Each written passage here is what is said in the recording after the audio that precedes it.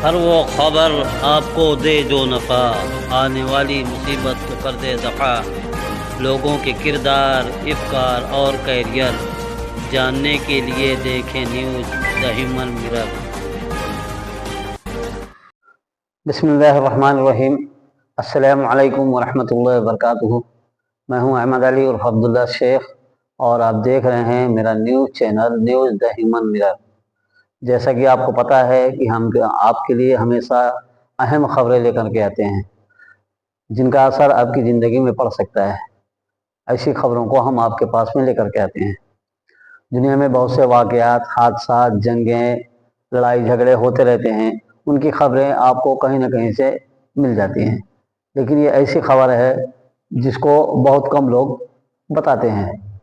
हमारा मिशन ये है कि हम आपको वो खबरें बताते रहें जो आपकी ज़िंदगी में असर करने वाली हैं, अच्छा असर करने वाली हैं या बुरा असर करने वाली हैं। अच्छा असर करने वाली हैं तो उनका फ़ायदा आप उठा सकते हैं, और अगर बुरा असर करने वाली हैं तो उनसे आप अपनी हिफाजत कर सकते हैं। तो आज का जो मौजू है, जो अनुमान है, जो सब्जेक्ट है, वो है वक्फ बोर्ड के मुतालिक।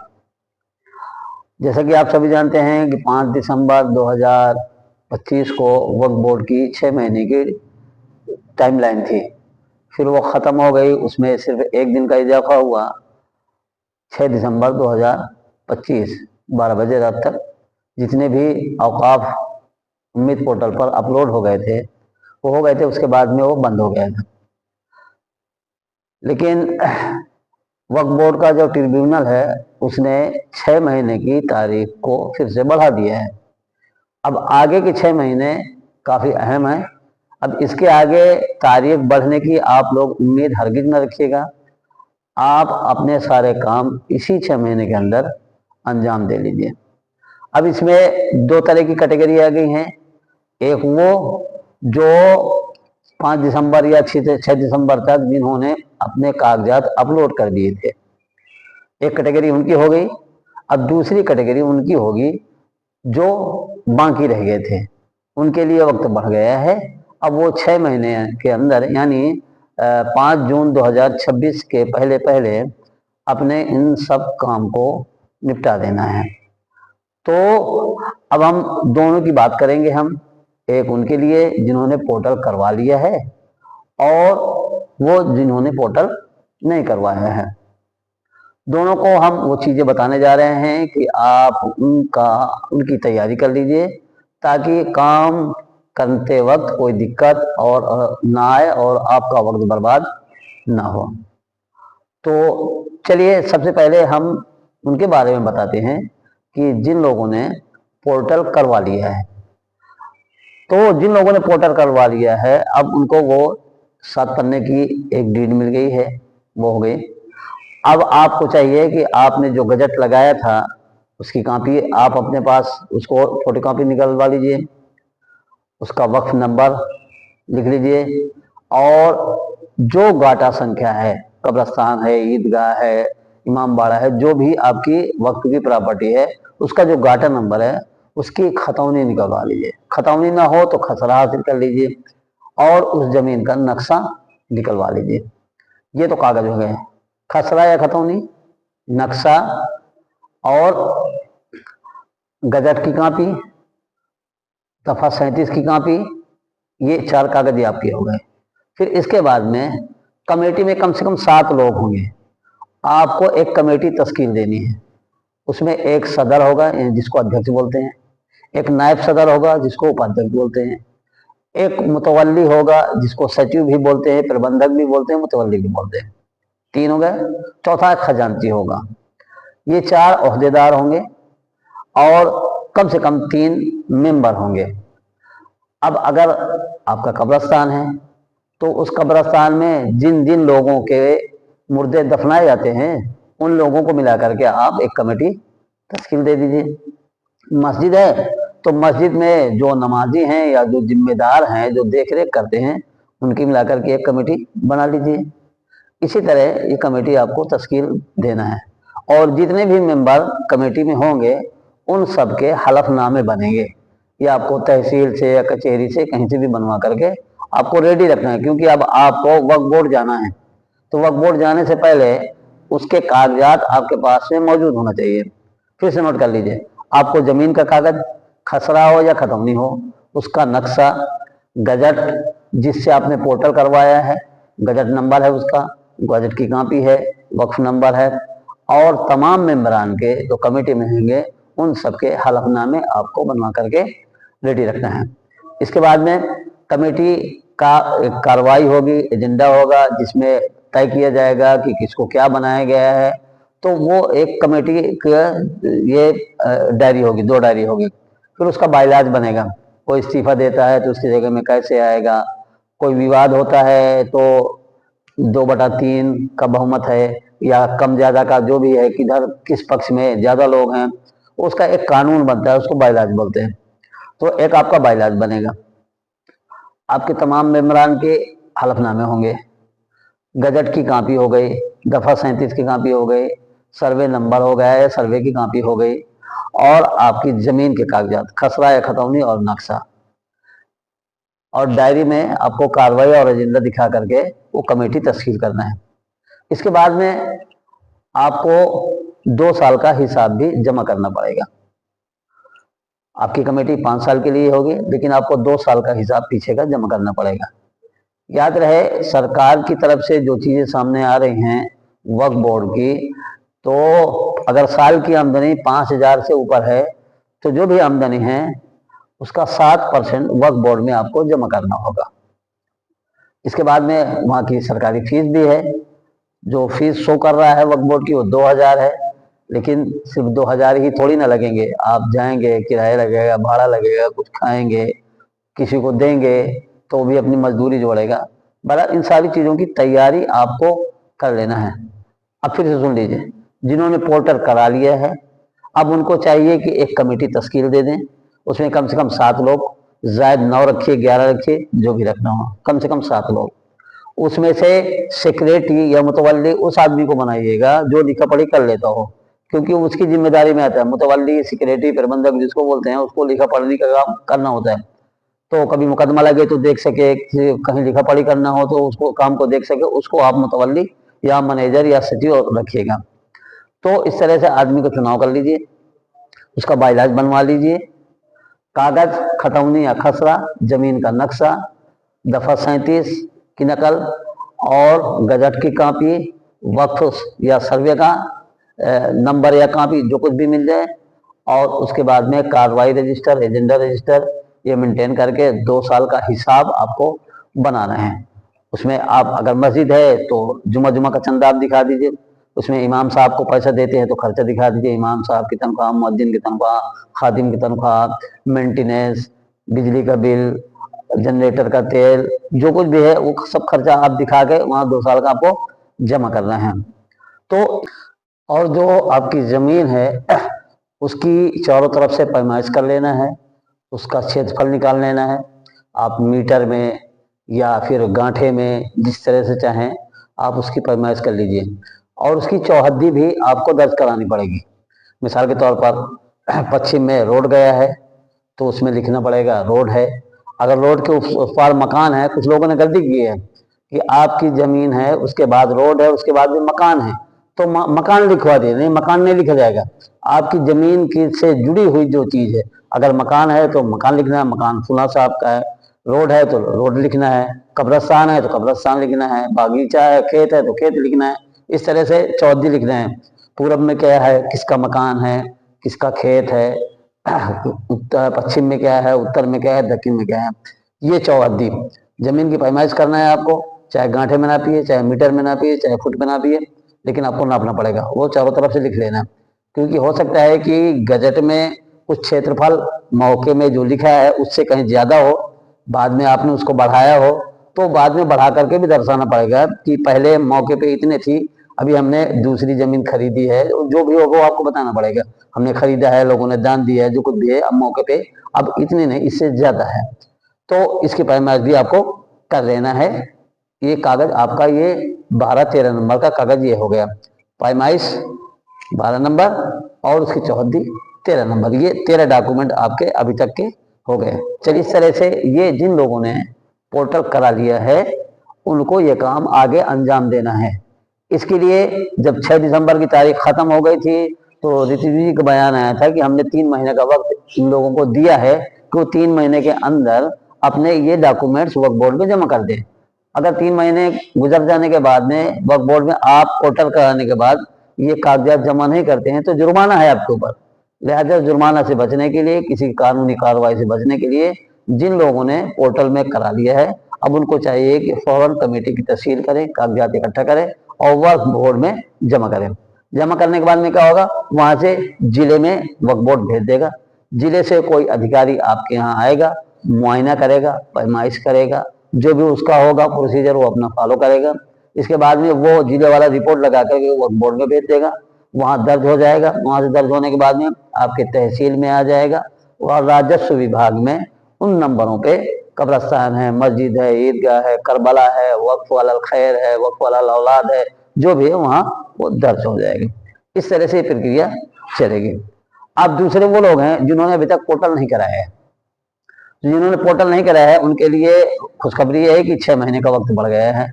अब उनको चाहिए कि अब उसमें कई तरह के लोग होते हैं। एक तो ये है कि कमेटी ऑलरेडी पहले से है तो उनके पास कागजात हैं। कहीं पे कमेटी है ही नहीं, बरसों पहले कभी कोई रहा होगा, आज कोई नहीं है, वो हयात भी नहीं है, तो उनके पास कोई कागज नहीं है, वो बिल्कुल हाथ पैर उनके कटे हुए हैं। तो उनके लिए मशवरा ये है कि आप यूपी में कहीं से भी हों, मेरा नंबर नोट कर लीजिए। मेरा नंबर है 8601019154। मेरा नाम है अहमद अली उर्फ अब्दुल्ला। आप यूपी के किसी भी जिले से हैं, आप उस जिले का नाम बता दीजिए, अपनी तहसील बता दीजिए, अपना गांव बता दीजिए और ये बता दीजिए कि हमारे यहाँ ये प्रॉपर्टी वक्फ बोर्ड में वक्फ की हैं। वक्फ बोर्ड में है नहीं है वो तो गजट से मालूम पड़ेगा, लेकिन वक्फ की इमाम बाड़ा है, मस्जिद है, मदरसा है, तकिया है और करबला जो कुछ भी है आप नोट करा लीजिए। उसको हम सर्च करके आपको हम बता देंगे कि आपके गांव की कितनी प्रॉपर्टी आपके वक्फ बोर्ड में दर्ज है। जो प्रॉपर्टी निकले 5, 10 जो भी निकलेगी, आपकी जिम्मेदारी ये बनेगी कि उसकी जो भी देख रेख कर रहे हैं, मिसाल के तौर पर करबला है तो करबला की जो देख रेख कर रहे हैं उनको बताना आपकी जिम्मेदारी है। मस्जिद वालों को बताना आपकी जिम्मेदारी है। किसी का कब्रस्तान है, कई कब्रस्तान होंगे, अलग अलग खानदान के भी होते हैं, अलग अलग बिरादरी के भी होते हैं, तो उन तक ये खबर पहुंचाना ये आपकी जिम्मेदारी रहेगी। फिर आपको हम बताएंगे कि आपके कब्रस्तान का गाटा नंबर क्या है, उसकी खसरा या खतौनी और नक्शे की नकल आप तहसील से निकलवा लीजिए। वक्फ बोर्ड में जो कागज लगेगा उसको हम आपको दे देंगे, ऑनलाइन भी हम करा देंगे और उसकी PDF हम आपको भेज देंगे। तो ये काम कर देंगे तो हम आपको वक्फ की ऑनलाइन PDF दे देंगे, कागज दे देंगे, जो गजट है, सर्वे है, जो कुछ भी है, जगह की खतौनी और खसरा और नकल नक्शे की आपको अपने तहसील से निकलवानी होगी। उसका गाटा संख्या हम बता देंगे, जो भी होगा हम बता देंगे इंशाल्लाह। तो ये करिए। इसके लिए आप जल्दी से आप हमसे रब्ता करिए। जैसे ही साइट चालू हो जाएगी ऑनलाइन करा दीजिए। ऑनलाइन कराने के लिए आपके पास कुछ भी नहीं है, सिर्फ आधार कार्ड आपके पास है, वोटर ID है, वोटर ID नहीं है तो बैंक की पासबुक है, मोबाइल है एक टच वाला, इतना अगर आपके पास में है तो ये हम आपका पोर्टल कर देंगे।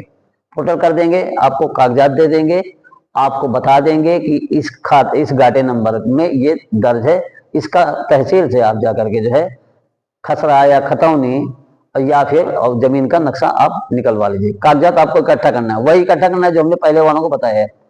पोर्टल जो करा चुके हैं जिनको कागजात बताया है, पोर्टल कराने के बाद आपको भी वही कागजात इकट्ठा करने हैं।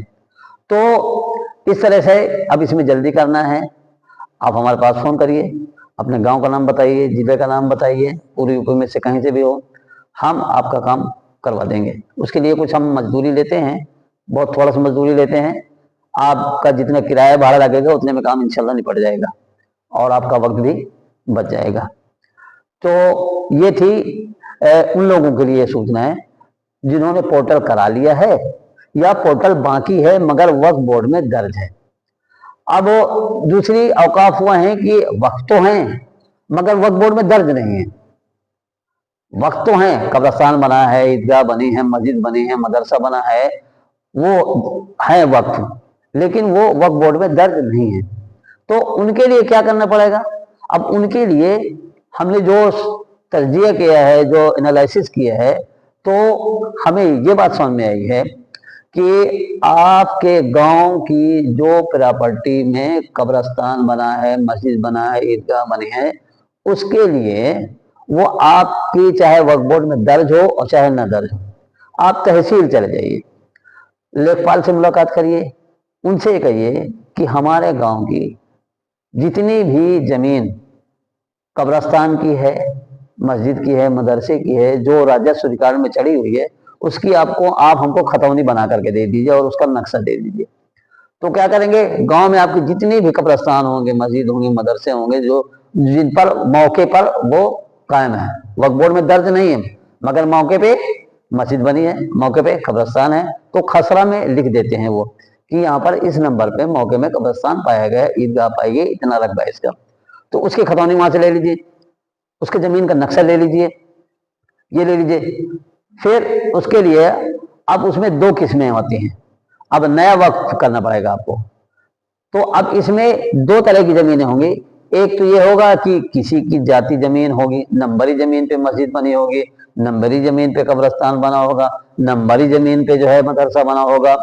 तो जिनकी नंबरी जमीन पर मस्जिद है, मदरसे हैं, कब्रिस्तान है, उनको वक्फ कराने की कोई जरूरत नहीं है, वो कहीं नहीं जाएंगी, आपकी वो महफूज रहेंगी।